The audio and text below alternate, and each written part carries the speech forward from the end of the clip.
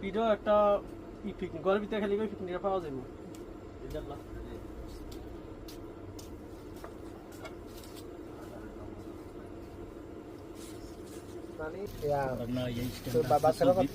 ওইটা তো ইয়ে না লাইট কি জ্বলেনি এটা কারেন্ট লাগবে না যাই হোক এই হলো দেশের খাবার আপনাদের ভাবে আপনাদের জন্য পাঠাইছে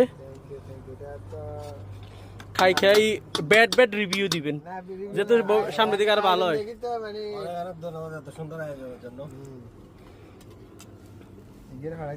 এটা হলো হাঁসের মাংসটা না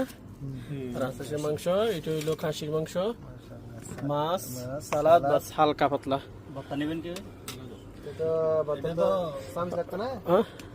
আর লইয়া না